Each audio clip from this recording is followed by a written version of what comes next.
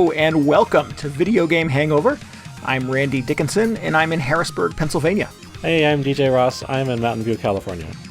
Each week on Video Game Hangover, we talk about the games that have been keeping us up at night. This week, that list includes Judgment and Ministry of Broadcast. Short list this week. Short list, yeah. It's because we're secretly just playing Animal Crossing all the time. I can't stop playing it. I mean, not like I'm addicted to it, but I was explaining this before. It's such a hassle to like play any other game on my Switch that is not Animal Crossing, because in order to do that, I have to, like make my peace with Animal Crossing. Essentially, I have to hit the minus button, shut the entire thing down, load up the other game, and then inevitably, when I go back to Animal Crossing the next day, I just have to do the reverse of all this, which is I feel like I've gotten a little complacent in this era of consoles where typically you just suspend it. You hit the power button and it is waiting for you whenever you come back to it. They might as well just ask me to put a disc in the drive. Get off the couch, walk across the living room. I know. I thought we were beyond that. Yep. No, apparently not. Yeah, no, I hear you loud and clear. I've been getting some good mileage out of my Xbox and PS4 lately because I don't want to suspend Animal Crossing. I know, it's exactly what's happening. My old strategy used to just be like, get everything on the Switch. But now I'm just like, what kind of PS4 games are there that are cool to play? It's absurd. Yep. Maybe I should get an Xbox. It's a whole other thing that doesn't play Animal Crossing. Yeah, I need alternatives. Yep. There's no chance of you having to play Animal Crossing on your Xbox ever. Leave it to Animal Crossing to just remind us how games worked back in 2002. Yeah. It's fine. Well, it's fine. I'm dealing with it. You can't. Well, the thing is, you can't take a long break from Animal Crossing because, like, tomorrow there might be more things. There might be new things. You got to check the shops. I know. You got to water your plants, etc., etc. God forbid one of your favorite villagers moves out while you're not paying attention. You would hate yourself forever. I don't like any of my villagers. Really? It really bums me out this time. I mean, I have a few that I like, but for the most part, like the ones I started with were not great, and then the new ones that would move in, I'm just like, oh, it's like. I don't like this guy. And it just kept happening. And I ended up with like pretty happy with my island, pretty happy with the way everything else is going. But just when I see one of these guys walking around, like, I don't like being here. Don't look at me. Don't talk to me. Don't look at me. Don't talk to me. It's like, the Isabel will start up with her daily announcement like, oh, there's somebody at the campsite today. And I get excited and I go over there. And today it was like, some kind of alligator with lipstick on it. I was like, you've got to be kidding me. And I just turn around immediately. Yeah. I hate to be shallow, but every now and then I open up that tent door and walk in and I'm like, it's a mouse or it's a frog or it's or it's an alligator wearing lipstick. Wait, what do you have against frogs? I've had frog villagers I've enjoyed in the past, but for the most part, I think they're kind of one note. I don't really. Oh. Yeah. You like frog villagers? Yeah, I love them. Yeah. I had a frog in the tent the other day, and I got excited. I was like, ooh, this guy is moving in. I'm going to steal this guy. And I finally got the opportunity to be like, oh, you should move here. And the frog was like, nope, I'm not going to move here. It's like, are you kidding me? Excuse me, what was your name again? It's ridiculous. Yeah. Was it Ribbot, the robot frog? No, it was not. It was a new frog that I hadn't seen before. Wow. I think it was Tad. Sounds like a frog name. That's a little on the nose. Yeah. But I was excited because, first of all, it's a frog. Second, new frog. But new frog with other plans in mind, apparently. I'm a little ashamed to admit that I invested in the amiibo card market when it was still pretty viable back in the day. And I've been spamming the hell out of my amiibo cards trying to get villagers that I want. Oh, so you can just take your pick, more or less. You can, yeah. So it's as long as I have a card for that villager, you can go to the little ATM in your town square and scan the card, and like they immediately appear at the campsite. Wow. Most things in Animal Crossing, you're like, you have to wait till tomorrow morning when you wake up and it's done. But for some reason, the amiibo card thing, they're instantaneously transported to the campsite. Oh, but then you still have to yeah. do kind of the negotiation with them to get them to move in. Yeah. Right? Do a little dance, put on something kind of slutty. Yeah. I don't know which villagers you're trying to get. Your town. Well, oh wait, are we talking about Animal Crossing? No, no, but yeah, they want to bring home a souvenir from their trip to your island. So can you make me a chair, Randy, or can you make me a candelabra or whatever? So those are actual requests I've gotten over the last couple of days, and you have to call them, invite them to visit you, and you do that with an amiibo card for 3 days, and on the third day, they'll get the, maybe I should move here. And then you get your moment. Oh, so much work. After having given them 3 gifts. But they give you 3 DIY recipes over 3 days, which is pretty exciting. Oh, so wow. it's an extra way to get a DIY recipe if you've got an amiibo card. I had no idea. I was missing out on that. Yeah. I'm trying to get all those recipes, man. I do not have any Animal Crossing amiibos. The best I could do was like, if Samus could move into my town, or like a Metroid neighbor, that would be amazing. That would be amazing. You just see it like draining the life out of one of your other horrible neighbors. It'd be great. Right, exactly. Just sick them on those neighbors you don't like. Oh, I wish. Yeah. I would not recommend anyone pay the ridiculous internet prices for amiibo cards at this point. It is crazy out there. I can imagine. Yeah. They're being reprinted in June. So hang in there for, less than a month more at this point. And Nintendo is supposed to put more amiibo cards out into the market. So if you are hooked on Animal Crossing and wish you had a little more control over your villagers, then there is a way that is coming. But don't eBay them, for God's sakes. Somebody must have seen this coming, right? It's kind of funny because like whatever that amiibo game was not super popular. Yeah. Amiibo Festival. Yeah. But somebody must have realized like, oh, there's got to be a way to use these in the new one when that comes out. So they started just buying all these things up, right? Yeah, you could also use them. So what DJ's referring to for our listeners is who don't keep on top of all the Animal Crossing news. Is there was a Wii U game called Amiibo Festival that was a bunch of mini games that used Animal Crossing characters and settings, and you could use Amiibo cards to play the game. You could also use them in New Leaf, though. They plugged an add-on into New Leaf eventually. Oh, that's right. That took advantage of all of the physical amiibo, the little statues, as well as all the cards to do stuff. Yeah, so I got into them. I have an almost complete Series 1 from... Oh my God. Just from playing New Leaf. The street value of which is insane. I'm sure I could sell it for $1 bajillion at this point, but... How many villagers are in Series 1? 100. Wow. And I have a little binder that they're all in, and they're in mint condition. And do you really? Yep. Oh, yeah, I do. Amazing. Yeah. Amazing. I will post pictures on my Twitter if anyone wants to see. That wow, it takes me back. I can't have any like X-Men move into my village. I got the full set there. What random trading cards do I have in my house? I have X-Files trading cards. I bet you I can get. Wow. I get the Fluke Man to move in. Oh, you don't know? Gross. Well, I completely missed out on that market, so I am left to the whims left to what the fates give you. Whoever comes to my campsite and immediately just repulses me. It's terrible. So what have you played, DJ, when you're not dodging Animal Crossing villagers? Well, I've been trying to play Murder by Numbers, which is the thing on the Switch that I can't play because of Animal Crossing. So I switched over to the PS4, and man, I have a lot of games on there that I've been neglecting just because. Murder by Numbers was the kind of Picross murder mystery. Yeah. Very like Phoenix Wright meets Picross. Right. Yeah, it was fun. Yeah, it was good. I'm still enjoying it. Good. But I ended up playing. I think this is just because there was that Xbox event last week or whenever that was, and they showed that new Yakuza trailer. Yeah. Which is a great trailer. Even if you're not a Yakuza fan, it is pretty cool. It's worth checking out. I will concede that I didn't know it was Yakuza until it was until it said Yakuza on the screen, and I was like, oh, this looks like a fun, cool game with a neat setting and interesting characters.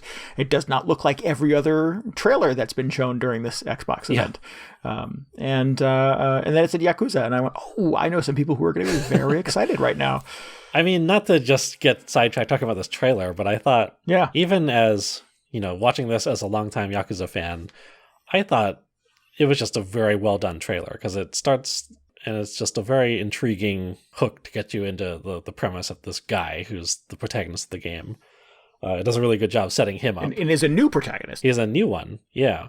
So I think even more worthwhile, if you're not a fan of the series, it's maybe a good point to jump in, because you don't necessarily need to know the backstory of this other guy who's been in all the other Yakuza games up to this point. It's kind of a fresh start for the series. Are you talking to me? Well, not you specifically, but maybe. Maybe. But just, real good trailer. Just kind of a bonus that it happens to be for a Yakuza game at the end. It gets a little silly. Yeah. I think this was it like a giant lobster or something at one point? There was a giant enemy crab. Oh, that figures. What is the American name of this game? I think it's Yakuza Like a Dragon. That sounds right. Which is weird because Like a Dragon is just the Japanese name for the Yakuza series. So it's a little Resident Evil Biohazard. They pulled a fast one this time. But anyway, cool trailer. I was very proud of that team for. I feel like they've come so far since those first few Yakuza games, which nobody played. Just you, DJ. Yeah, except for me, yeah.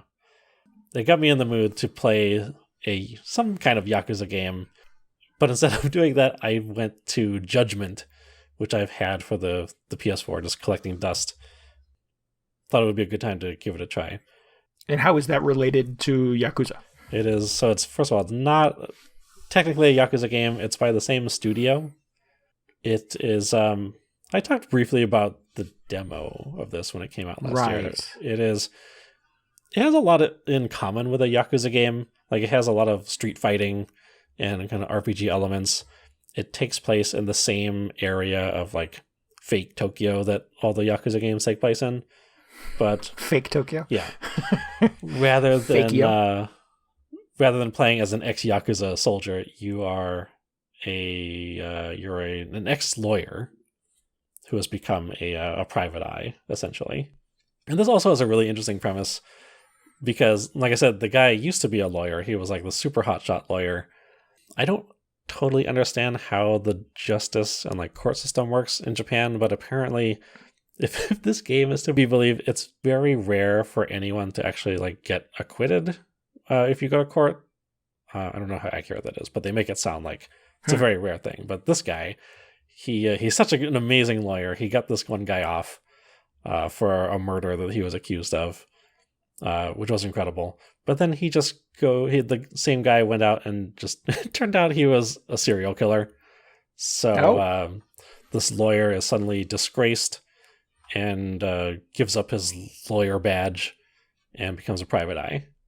So really interesting kind of a nuanced premise. And you spend the rest of the game or at least the beginning of the game, because I haven't played the entire thing yet. And that's just the first 10 minutes, right? That's your backstory. Yeah, that's just like the intro to the game. And you just, for the rest of the game, you play as this detective, and you do kind of detective stuff, kind of in conjunction with your old, your buddies at your old law firm, or whatever they call it in Japan. So everything I know about the Japanese legal system comes from Phoenix Wright. So I'm assuming there's a lot of like silly costumes and a lot of outbursts. Yes, people just slamming on desks all day, yelling at each other. Screaming. It's funny you mentioned Phoenix Wright and how we also just very quickly mentioned Murder by Numbers, because just like a couple hours into this, you're doing all this investigation, going around the city, looking at clues, presenting evidence. Eventually you get to the courtroom scene, and I just realized this is just Phoenix Wright, really. It's just Phoenix Wright with street fighting in between missions, or like however you want to break up those games. If every now and then Phoenix Wright kicks somebody's ass. Yeah, exactly. Which would be amazing. They should make that. That would be incredible, yeah. He was in one of the Marvel vs. Capcom games, right? So we know he can do it. They just need to make another Phoenix Wright game at some point. I need to see footage of this while you're talking. I'll find you a clip that has all those super moves. Okay, please. Because it's incredible. But Yeah, it's just Phoenix Wright. It's another Japanese lawyer game, which is incredible. It's amazing to me, and I keep finding myself thinking this as I'm playing it, that they could even make a game, or they could make and sell a game like this to people, because a lot of it, it's like surprising how much of it is just cutscenes. And I'm not trying to say that in a bad way. It's just like watching a cool movie about detectives investigating stuff and talking with witnesses and trying to figure out if people's alibis hold water and all that stuff. Mm-hmm. You know, like cool detective stuff. Right. It's almost to the point where in some of these cutscenes, I'll wish it was like all a cutscene, if that makes sense. Like sometimes I've kind of learned to just approach it in a different way. Like differently than how I would approach a Yakuza game, where I'd be like, all right, let's wander around the streets and see how many guys I can beat up, and if there are any weird mini games I can play. But in this, I'll like make dinner or something, or like get a cup of tea in the middle of the afternoon and be like, time to watch some Judgment for a while. And maybe I'll be called on to like run down the street and beat up some guys, but for the most part, so they don't turn that stuff into a mini game in the way that Phoenix Wright does. What's that? They don't turn that stuff into a mini game like Phoenix Wright does. Well, they turn some of it into a mini game, like the investigation stuff. At least the initial investigation, you start out, but you have to tail the suspect and kind of keep out of sight. And this was pretty much the first thing you do in the game, which really kind of got me nervous, because I was thinking, man, did I just sign up for an entire game where all you do is just like the ghosting missions from Grand Theft Auto, which everybody hates, because you're just supposed to like follow behind this guy at a certain distance. Right. Occasionally he turns around really really obviously and looks around. Yeah. Like, somebody following me? Nope. Okay. Yep. There were a lot of those in LA Noire as well, and they were just as annoying. Yeah. They're the worst. So it's like, I don't know if this is what I really wanted, but that's fine. It's fine in this. They do it with a kind of a goofy Yakuza flair, or maybe it's not even as punched up as the goofy stuff that happens in other Yakuza games.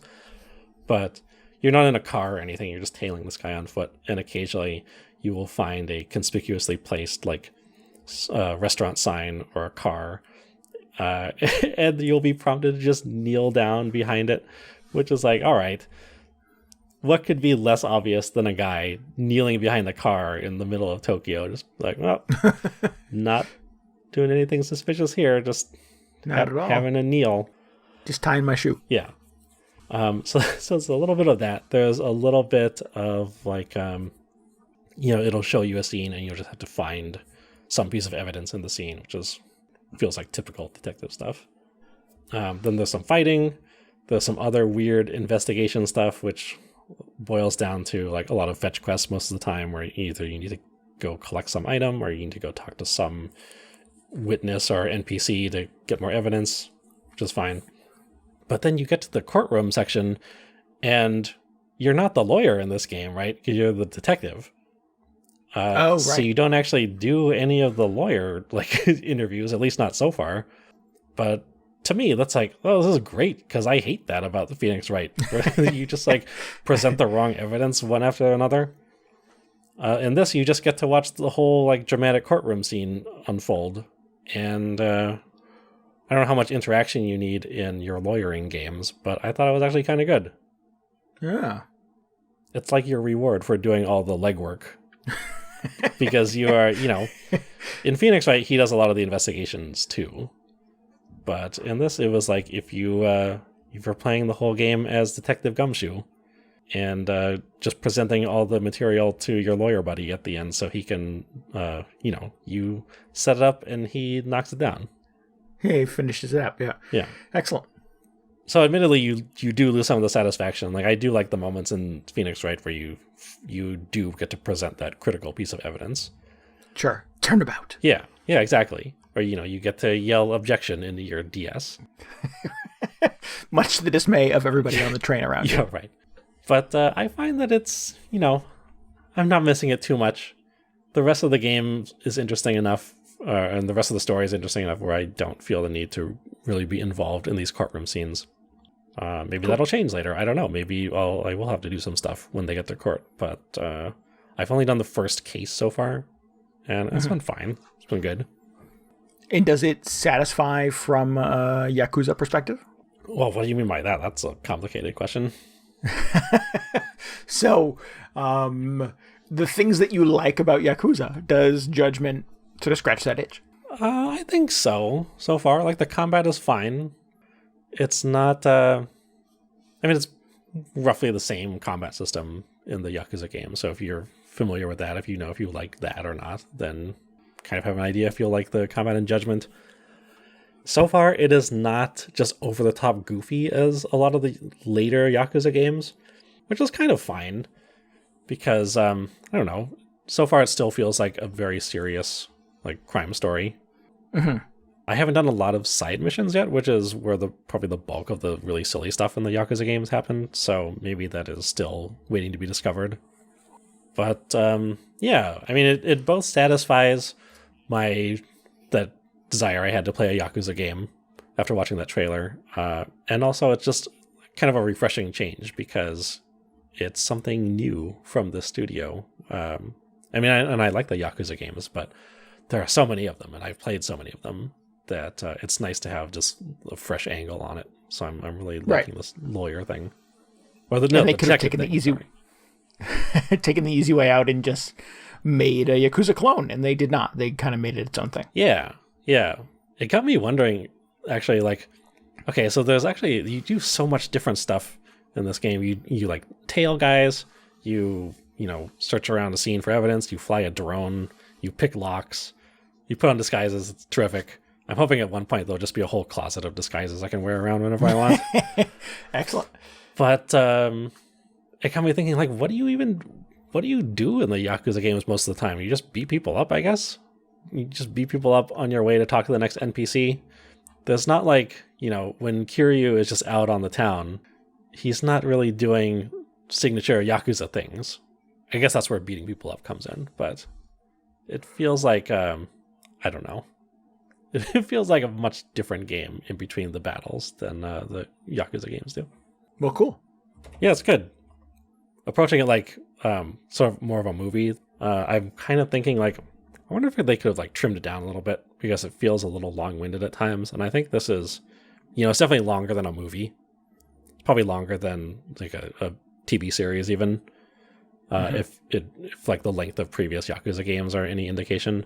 But I think I'd be curious to see if, they had really trimmed it down and come up with something that is, I guess, like probably longer than a typical movie, but something that you could feasibly just sit down and watch over a couple of weekends.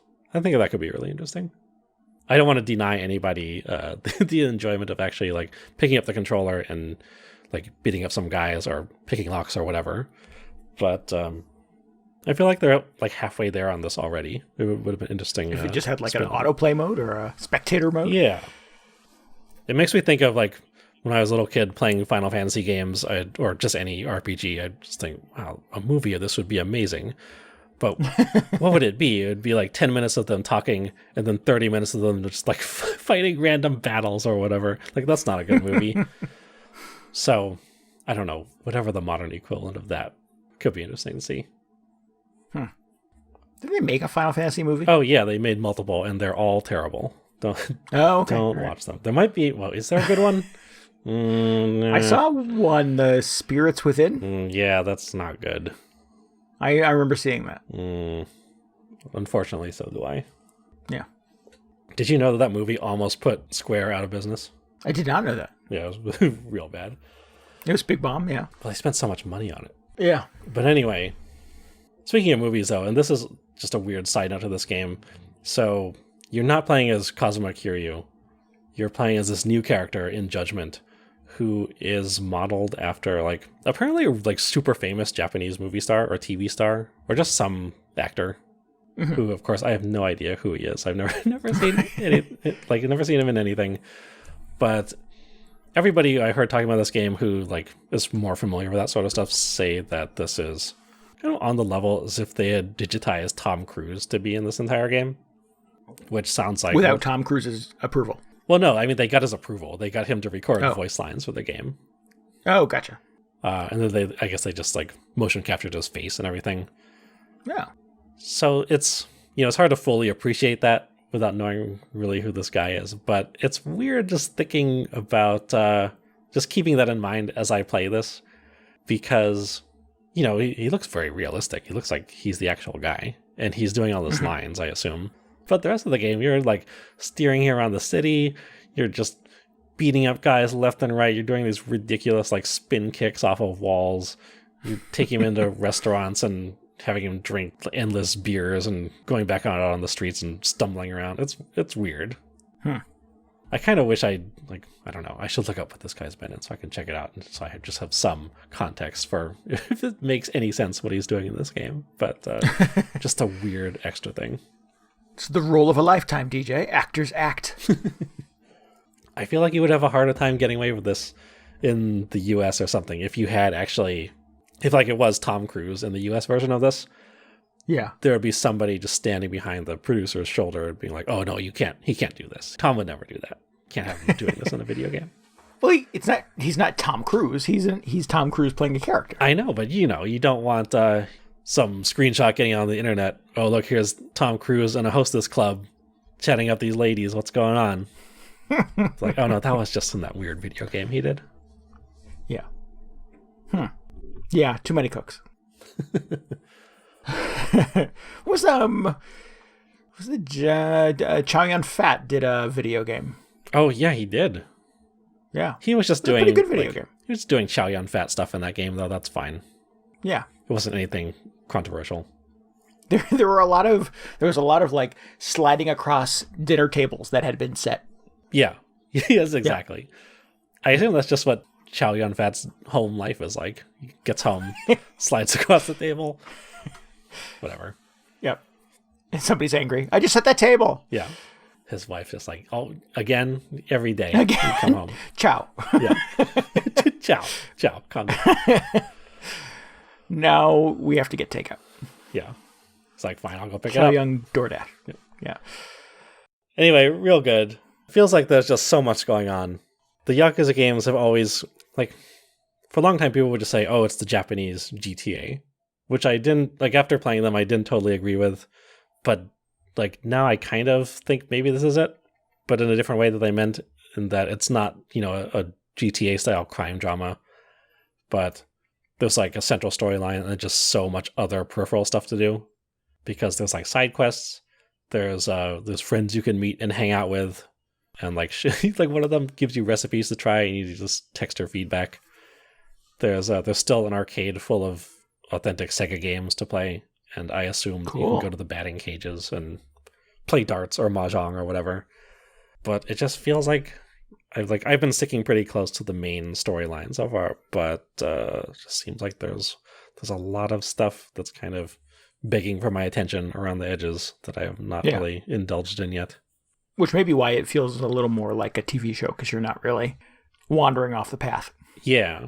I mean, I want to find some of these side missions. They just haven't been as conspicuous as they were in the Yakuza games. I wonder if they're like not as many, or I don't know what the deal is. But it's cool. I'm into it. I'm also glad that it's kind of broken up by case, at least so far, because I feel like maybe I can step away from it every once in a while, play something else. Take occasional breaks to water your flowers. Yeah, exactly. So it's good. I don't know if you don't seem like you're into the Yakuza games, but depending on how this one goes, it might be interesting. Yeah, they've never really resonated with me. I don't know. I don't know if you like crime dramas in general. Yeah, I don't know. I like doing the crimes. Oh, okay. I don't know. That's what I think of when I say crime drama, but I guess it counts. Doing crimes. Yeah. I don't know. Yeah, they've never really appealed to me. That whole GTA model doesn't do a lot for me. You just said you like doing crimes. Yeah, I know. So I don't get it. You don't like the open world aspect of it, or what? I said doing crimes because that was funny, but okay. Yeah, I get open world fatigue pretty quickly. So there's a wall I run into, particularly Rockstar games, where I'm like, all right, that's it, that's enough. I've seen enough of this map. I've driven in circles enough.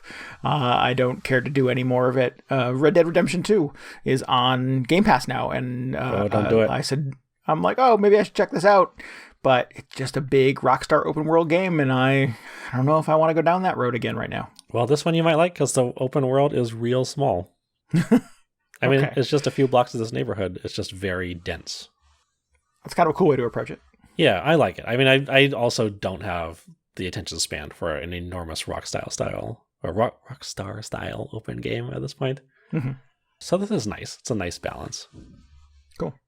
But yeah, that Yakuza Like a Dragon, that might be the way to get me in there. That looks really good. I want to play that. We'll see how that goes. Got to buy an Xbox Series X. No, I mean, it'll be on PS4 also. Are you sure? I'm pretty sure. They just don't know if it'll be on PS5. That's the hot rumor going around this weekend. Oh, gotcha.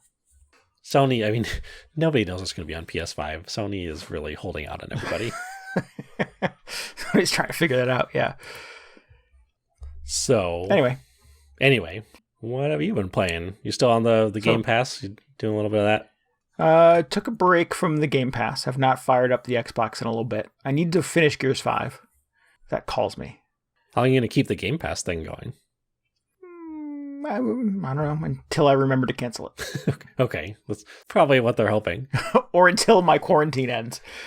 I sort of justify it as a quarantine expense at this point. I feel like it's a whole extra venue of entertainment for the many hours I spend sitting on my couch. So yeah, was it like $15 a month? Yes, they have the Game Pass the Game Pass Ultra or whatever the heck they call it, where it combines live with Game Pass, and that one's a few bucks more. That's the one I bought into. It's a small price to pay for maintaining your sanity every month. Yeah, and it's month to month, so when I go back to work and I no longer need to be constantly entertained throughout the day, I can cancel it. Nice. And not feel like I'm missing out on anything. Oh, I should get on that. Yeah.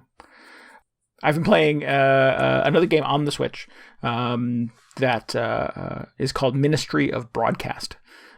I played this at PAX in 2019, and I thought it was kind of cool. And then a year went by. I went to PAX 2020, which was not that long ago. No, remember going outside? And yeah, I left the house, went to a strange city on an airplane. This was right at the beginning of all this, because I remember when people were going to PAX, people were kind of making jokes about it. Like, oh, is this really a good idea? Hope I don't get the Rona. Yeah. Yeah. Yeah. And I remember watching, Boston Convention Center employees working very hard to make sure that everybody was hand sanitized. And I watched a lot of people wipe down handrails and doorknobs and things like that. So they were taking a lot of very early precautions in Boston to make sure it was safe. Yeah. Yeah. And then just a couple of weeks ago, I had learned that they turned the Boston Convention Center into a field hospital. And there were pictures from inside where not that long ago PAX was happening. Now it's full of, hospital beds. Ooh, that is grim. Yeah. But yeah. So it's been an interesting year, and it is only May. Yeah.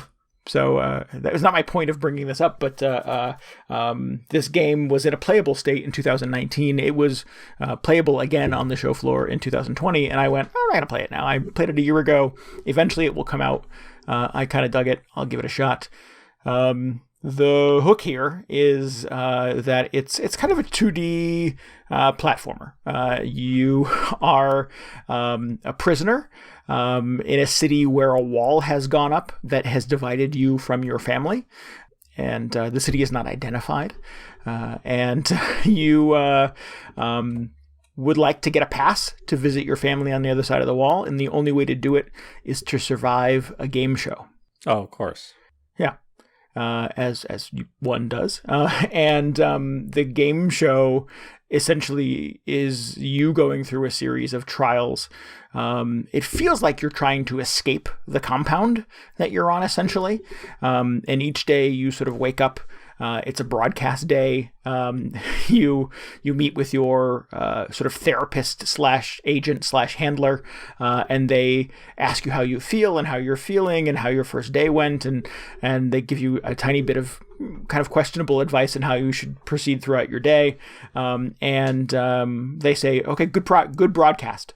And you say in return, good broadcast. And you go off and you try to puzzle your way through another series of kind of really difficult kind of platforming challenges. And they're saying like good broadcast, like good luck almost. Good luck almost. Yeah. Interesting.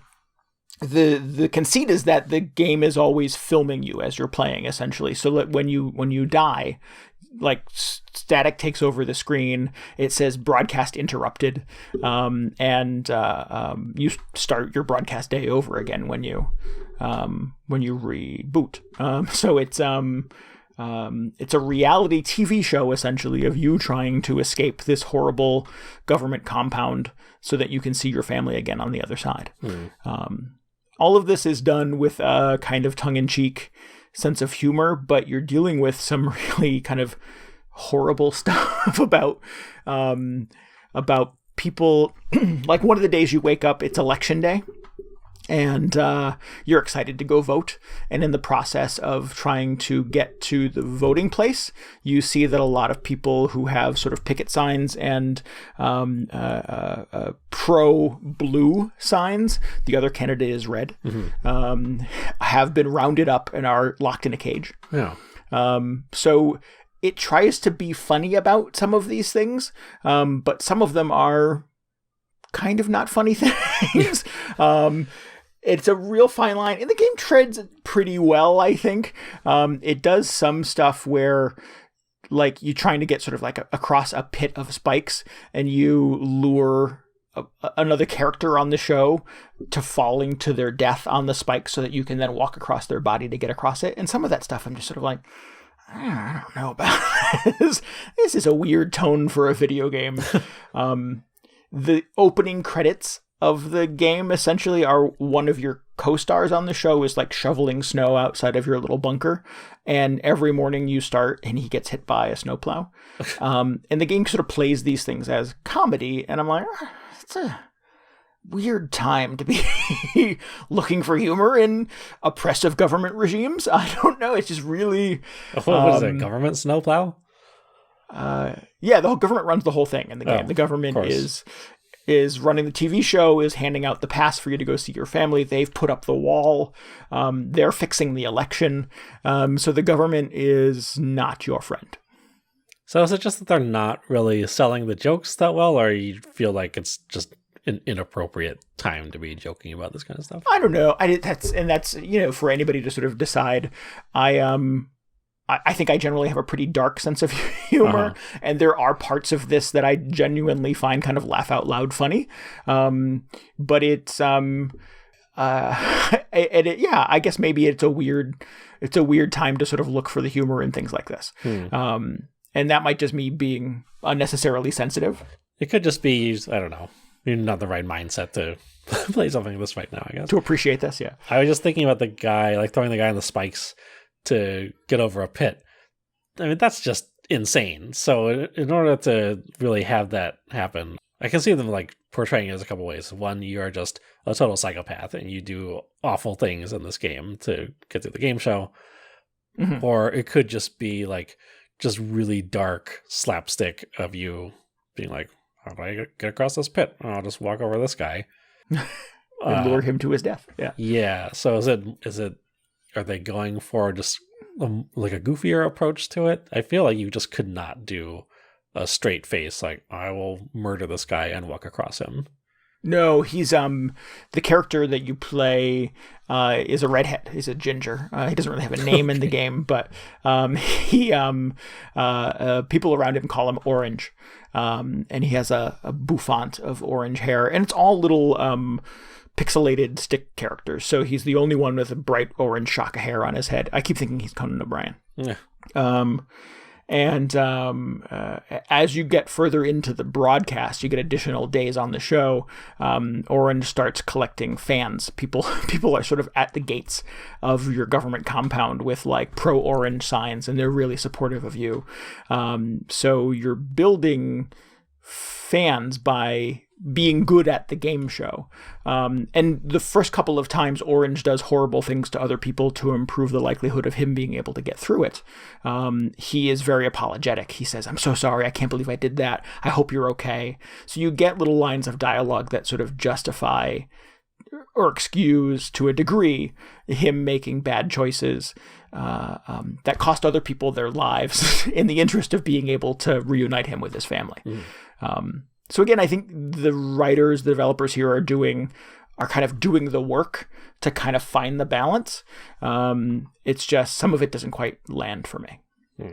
Yeah, sounds very intense. I don't know if this would be something that I picked to play at this particular moment. Yeah.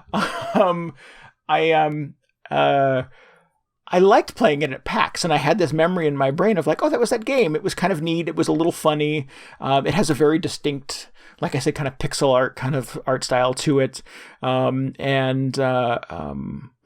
I was into it. It was a very long demo. I remember sitting for quite a while and playing it. And as I was playing the net game, now that it's on my Switch, I remember this from the demo. So, yeah, I have sort of fond memories of experiencing this game. For me right now, it may be just a matter of timing. The other thing that I'm sort of struggling with is that it is a really, really difficult game. The further you get into it, the more days you get into the broadcast, the obstacles, the enemies that you encounter are much more aggressive. And the controls in the game are not quite tight enough to be a good puzzle platformer. So I find that sometimes that I'll like overshoot something I'm trying to jump to, or if I'm using the run button, I'll like overrun. I'll take my finger off the run button at the time that I think I'm supposed to take it off, but he'll keep running for 2 or 3 steps and slide off to his death. There is a sequence in day 3 where you're trying to jump across disintegrating platforms while a pool of piranha are nipping at your feet. And I swear I was going to throw the Switch across the house. I was so angry because I felt like I was doing everything right, but like the game was just not jumping when I wanted it to jump, was not landing me where I thought I should land. It just didn't feel like the controls were cooperating with me as a player. And I find that very frustrating. I can't stand that when it's like you fighting the game to get it to do what you want. That's too bad.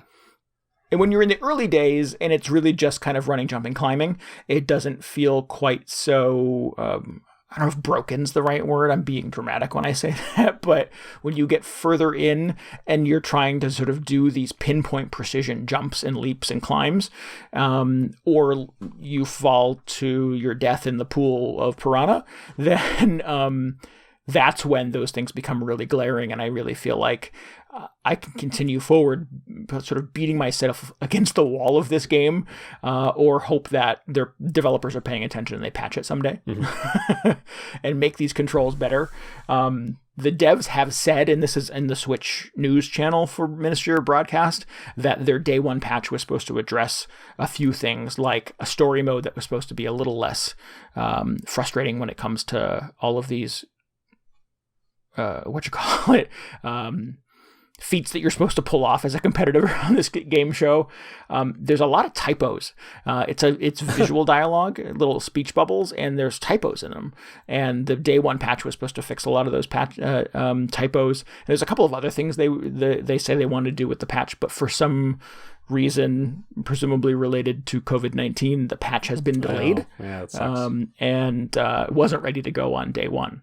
I know a lot of developers are working from home right now. A lot of developers are even just shut down right now. So they chose to put the game out without being able to sort of patch it from day 1. And maybe that's the rough edge that I'm sort of dealing with. I heard that a lot of development is getting held up, or maybe not development necessarily, but like all the certification processes that games need to go through is not happening, or is very tied up or backed up, I guess. Particularly on a console, I think in a lot of ways, if you're self-publishing a game on a PC, to a certain degree, you have control over some of those things. But on a console, like you said, Nintendo there's has certification. to look at it, or Sony or whoever. So I don't know. I sort of feel like I'm a little invested in Ministry of Broadcast. I've spent 4 days on the show right now, I think, and I feel like I'm in the home stretch. I want to know how it ends. I hope Orange gets to see his family and maybe we'll reconcile some of the horrible things that he's done. But I don't know if I want to continue beating my head against the desk to be able to get through this game. Oh, you got to do it, Randy. You got to see your family. Really, I've not been this angry at a video game in a long time, DJ. It was Sarah sleeping next to me sitting up at bed at 2:00 in the morning going, "You motherfucker, get across the fucking goddamn," like ready to throw the switch. Not a good bedtime game. No, not a good 2 a.m. That's a lot of weird energy to like have in my head as I'm trying to go to sleep. Yeah, well, that also. Ugh, weird. Yeah, I know it has odd charms, and I think the puzzle platforming stuff would be fun and challenging if I felt like I had better control over what my character was doing. Mm-hmm. All in all, I feel like it's a game that I appreciate what it's kind of trying to do. I just don't know if it's quite stuck the landing. No pun intended. Yeah. You ever play? You play the original Flashback? They did a remake of this game probably a decade ago at this point. Yeah, I meant to sort of cite actually Flashback or Out of This World or Alone in the Dark kind of as inspirations for this, because it has a lot of kind of, I think, visual cues that it takes from games like that. Yeah, it looks somewhat reminiscent of it. And also in Flashback, you go on a dystopian game show to try and win a space flight ticket. So I was like, oh, was that the hook in Flashback? I don't think I knew that. Well, I've played it's not the entire game. Out of This World. But it's a very memorable portion of it. Oh. No game shows in Out of This World, as far as I remember. You didn't like the remake of that, right? No, I thought it was just they've made a bunch of weird choices. It was very bro-y for no reason. The original one is just, it's like a classic. It's one of my favorite games. Plus it has the game show thing. It has real awkward platforming. I feel like that has not really aged well. But it sounds like it might still be ahead of whatever's going on in this game if you're looking for kind of a puzzle platformer with some light action. Yeah, I don't know if that's the hook that gets me there. I've played, I think I've played some of Out of This World. I've played Alone in the Dark, and I don't know if I would want to go back to those kinds of gaming experiences again. Yeah, I mean, I'm not saying like you go play Flashback next weekend. I jump on any opportunity to recommend this game to people. Yeah, but that's a good pull. I'm impressed that you. I guess not impressed, but I'm pleased that you got that from looking at screenshots and video of it, because that was one of the things that kind of popped into my brain as I was playing the demo for this. It's on the Switch. Oh, it also reminded, like, just hearing you talk about falling into the piranhas or whatever, it reminded me of. I was just like, man, what game did I play that was just like this? It was like it was a game, The Way, that we played last year. Oh, yeah. Where it was like, for the most part, it's good, but when it tries to be a platforming game, it is just like, somebody actually try playing through this, because it's not fun. Yeah. So I think that's I a real was shame. Equally annoyed by the controls in The Way. I think that was maybe it's me. Well, I mean, no, the controls in that game were pretty suspect. They had a lot of issues, so I wouldn't be too hard on yourself. But, yeah, it's too bad. At least the developer sounds like they're looking into it. They're aware that there's a problem. Well, that some people are having problems anyway. Yeah, and I mean, kudos to them for sort of kind of admitting it up front, saying, listen, we don't want to delay the release of the game, but we have plans for this. So I don't know if necessarily that will address all the things that I have concerns about with Ministry of Broadcast, but it sounds like the people who made it at the very least sort of still see opportunity to fine-tune it. There's no just like ultra easy mode you can knock it down to and it puts No, that was one of the things that I kind of, once I started to hit the frustration wall, I was like, can I modify the difficult? No. You can't change that at all. That's too bad. Yeah, there's not a lot of details for it yet, but the devs said that there is what they call a quote story mode coming. There's not a lot of detail on what that specifically means, but my takeaway from what they're calling it is hopefully that is a mode that focuses more on telling the story and less on sort of the crazy machinations you have to go through to get there. Unless the whole point is that it forces you to do these terrible things. Yeah. I don't know.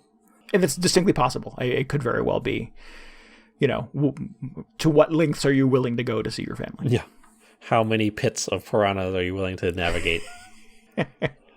Hundreds is the right answer, because that's easily how many I have died in. That's too many. I think after like the 50th one, I'd just be like, well, I'll see you whenever, next time.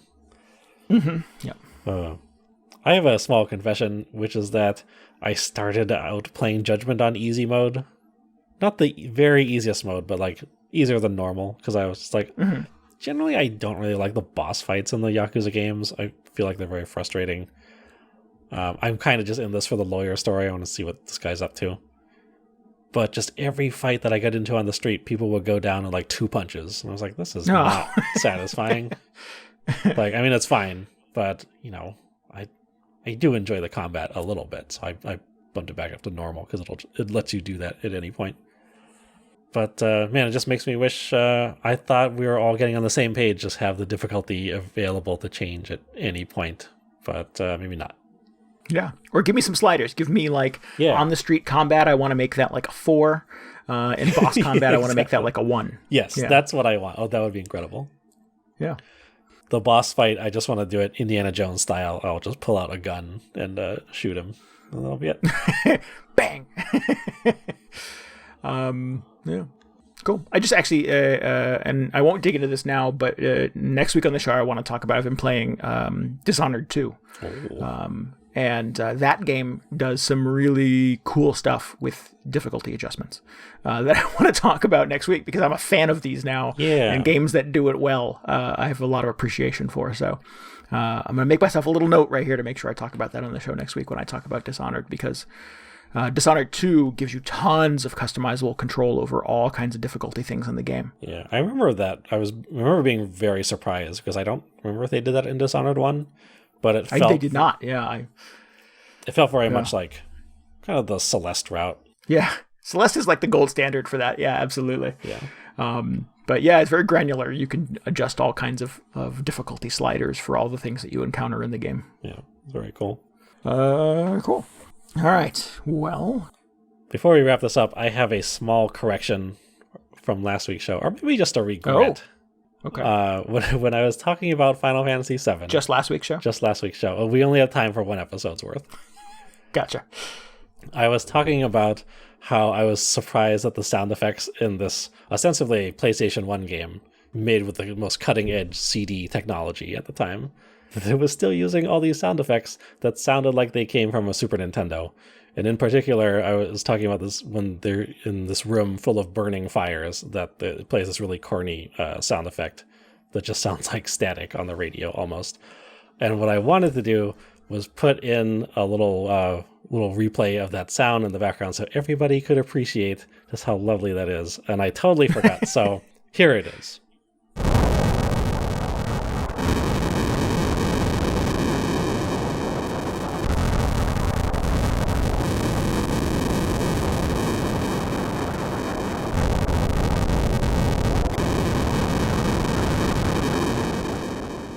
So I hope you enjoyed that. That is a lovely sound effect from maybe a 32-bit game. Who knows? Who knows what that sounds like? Okay. All right. Excellent. I don't know what we're doing anymore. Where's my outro? If you need any more video game hangover in your brain, you should definitely follow us on Twitter at twitter.com/VGHangover, or head to our blog at VGHangover.com. Also, hop into our Discord. Yeah. Do it. There's a link to that. I'm out of the turnip market, so don't send me those turnip prices. You're out for life, or just taking the week off? I'm out for this week. I don't know if I'll be back in. Everything is so expensive in this game. Animal Crossing. Yeah, you need those bells. Awkward pause. Yes, everything is very expensive in Animal Crossing. I was trying to buy a computer today. It costs 100,000 bells. I could buy a real computer for that much money. And only use it in Animal Crossing. Right. Haven't really figured out the logistics, but I was like, this is, man. Yeah. Have you seen the server towers? Have you seen the big server tower that they have in Oh, Animal yeah. Crossing? Yeah. Yeah. They're cool. They're just giant boxes covered in lights, and they light up, and people use them like on city streets to make it look like kind of twinkling lights in the distance and stuff like that. Or, you could do a big server room in your house if you wanted to. 100,000 bells for one of those. So expensive. Yeah, it's crazy. I don't know what's going on with the economy in this game. Maybe I should get back into turnips. Just gotta bank millions. That way you don't have to think about such things. Yeah. I just put a basement in, and it was 2.5 million bells. Oh. It didn't even bat an eye. Just sort of transferred the money right over. Here you go, Mr. Nook. What? Happy to pay it. All right. Well, aren't you fancy? Yes, I am. Okay. All right, we'll be back next week. Until then, this is Randy Dickinson. This is DJ Ross. Thanks for listening to Video Game Hangover. Goodbye. Good night.